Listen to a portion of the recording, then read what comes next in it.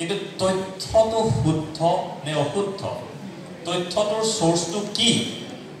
সেইটো জনাটো দৰকাৰ যিমান তথ্য আছে তাৰে বেছিভাগ তথ্যই ফেক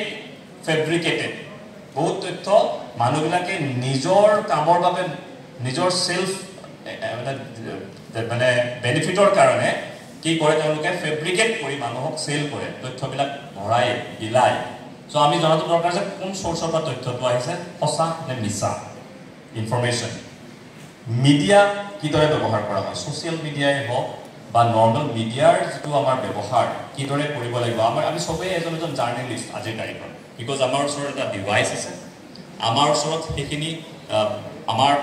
কথা ব্যক্ত কৰিব পৰাকে কিছু সুবিধা আছে গতিকে আমি মিডিয়াক কেন্দ্ৰৰ ব্যৱহাৰ কৰিম টেকনলজি সকলোৱে দেখিছে ঘৰত কি টেকনলজি আছে কিছুমানৰ এলেক্সা আছে গুগল ডিভাইস আছে কিছুমানে ফিটবেল পিন্ধে হাতত ৰাইট সো টেকনলজিৰ আমি কি ধৰণে ব্যৱহাৰ কৰো আমাৰ হাতত থকা মোবাইলটো আমি কিমান সময় কি কামত কেনেদৰে ব্যৱহাৰ কৰো ঠিক আছে কিমান ডেটা আমি কি ধৰণে ব্যৱহাৰ কৰো এইটো এটা ডাঙৰ skill leadership flexibility initiative productive and social এটা আছে লাইফ স্কিল মানুহে যিমান ৰবট আহিলেও যিমান এআই আহিলেও কিছুমান মানুহৰ স্কিল আছে যেনেকৈ লাইফ স্কিল বুলি কয় এই লাইফ স্কিলবিলাক সকলো জেগাতে লাগে আজিকালি কি আহিছে চাইনা ডাৰ্ক ফ্যাক্টৰী শুনিছে ডাৰ্ক ফ্যাক্টৰী মানে শুনিছে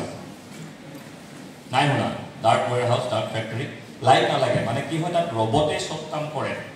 কিন্তু এই ৰবটটো বনোৱাৰ আৰু দুজন মানুহ আছে এই ৰবটটো